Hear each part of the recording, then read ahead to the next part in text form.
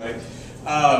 Actually, I've been at Center, as many of you know, I've been at Center since, as an employee since 1979, and except for 6 months, I've been on that campus since August of 1974. So, as my old friend Isaac Shelby used to say when we would hang out together, I'm glad to have such a distinguished crew here. I'll dispense with reading the introductions of our people, our panelists to you. You've got those in your program, and we want to save as much time as possible for the conversation. So let me go ahead and ask our panelists to come forward, and as they do that, I'll say that this, certainly this is an important conversation.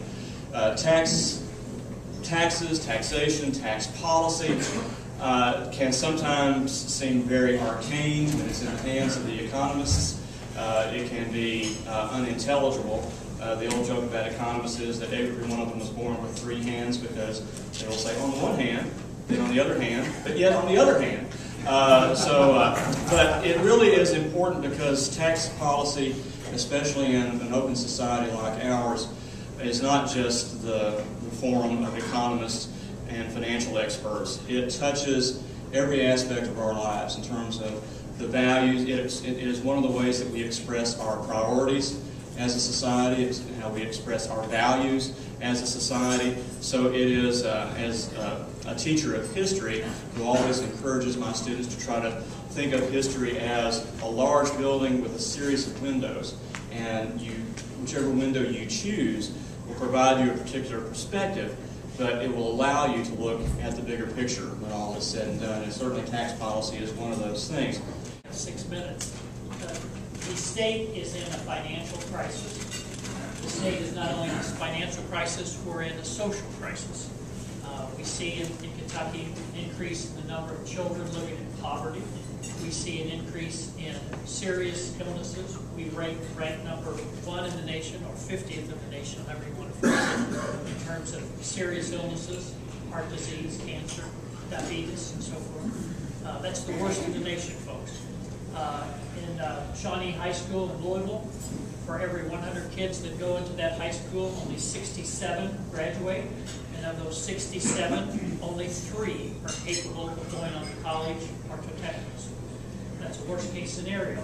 But let me tell you, that's going to continue to decline, and it'll start creeping into other school systems throughout the state. Our social services are overstrained.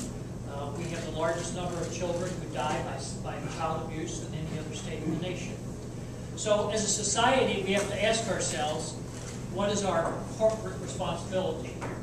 And the corporate responsibility, one of the corporate responsibilities, is for us to pool our resources to address common responsibilities or communal needs. In an age and in a nation that emphasizes individual liberties, which often can be translated into license, not liberties, to the detriment of communal responsibilities, we have to face the reality that there are serious things that we have to address as a society in Kentucky. The issue of taxes is something that has to be addressed in Kentucky. We put it off too long. Even before the recession began in 2008, what we had in Kentucky was what's called a structurally imbalanced budget, which means that we didn't have enough money coming in on a recurring basis to pay for recurring expenses. So what we did was we got out the state vacuum cleaner, and we went into... We're under the Internal Revenue Code of 2006.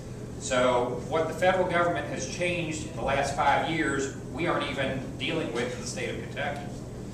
Our tax system in this state has gotten to a point where we have so many exceptions, so many exemptions, so many tax credits, that nobody understands it.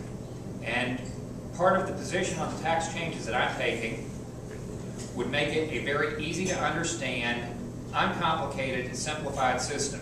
And it expands the taxes from, or eliminates all income taxes. It eliminates the corporate income tax. It eliminates the limited liability tax that we instituted in 2005, I believe, under Governor Fletcher, and then came back in a special session and had to change because nobody had the time to look at it and figure out what was going to happen. There were a few of us that said, hey, we better look out because you're going to see a great spike in revenues, but you're going to end up giving it back. And that's exactly what happened when that tax bill came through.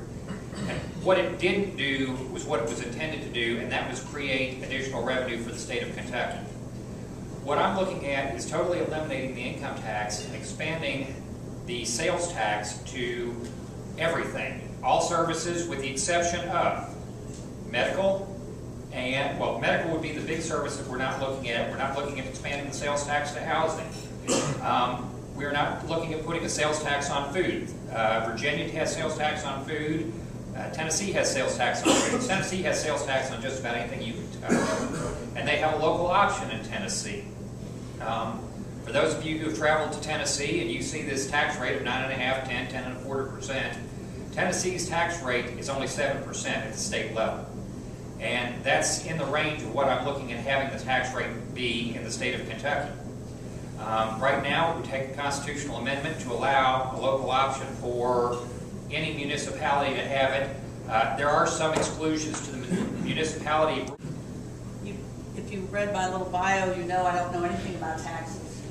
So you may wonder why I'm on this panel. And I'm on this panel because I've spent 30 years of my life going to Frankfurt and talking to legislators like Representative Farmer, Representative Wayne, about the people of Kentucky who need services. We're talking about people with mental illness, substance abuse disorders, disabilities of all kinds, physical, cognitive, developmental. And they are sometimes the forgotten people. And in the course of doing that over a 30-year period of time, I've learned a lot. And I've learned a little bit about taxes. So let me share with you what I think taxes are all about. All of you are people who have people needs. I love Dave Weller's introduction to us. This is about the care and feeding of people. So let's remember what we have in common with each other and not what makes us different from each other. We all care about our families. We care about our neighbors. We care about our communities. We care about our counties. And we care about our Commonwealth. I've been in Kentucky since 1970. It's a wonderful place to raise kids. It's a wonderful place to be a psychologist. It's actually a wonderful place to be an advocate. Because I think people do care. So let's put out there, first and foremost, what do we want for our Commonwealth? And what does it take to get us to where we need to be? You all remember the old nursery rhyme about kids being healthy, wealthy, and wise. Think about it. That's what we want for our fellow Kentuckians. We want them to be healthy. We want them to get the physical health care and the mental health care and the dental health care that they need. We want them to be wise. There's so much emphasis on our sometimes failing education system. And you all know, as the business leaders in this community in Boyle County and Danville, how important it is to have an educated workforce so that you can put out an ad and get somebody who knows how to fix a microphone, who knows how to hook it up, or knows how to get us on Twitter, tweet, whatever those things. Moment of introduction. We're a fiscal advocacy organization. We pay attention to our legislators in Frankfurt on tax issues and spending issues, and we advocate a fiscally conservative course for them. We have a website, kyclubforgrowth.org, that we keep information up to date, and we actually rank the legislators according to how we perceive they vote on these fiscal issues. And I have a lot to cover because I'm going last here. But I'd like to start out with this discussion of the relationship of revenues from taxation and the need to spend more funds for the state.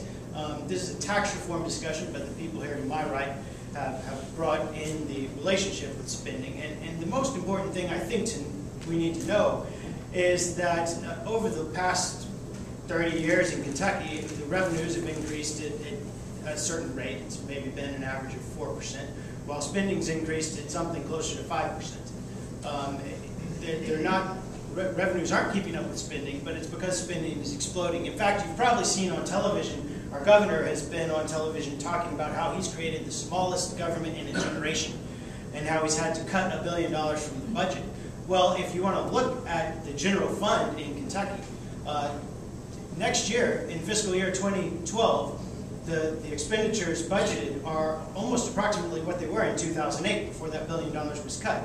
That $1 billion of cuts has been erased in the matter of his term. Additionally, at no point in his term was Kentucky spending lower than it was in 2005.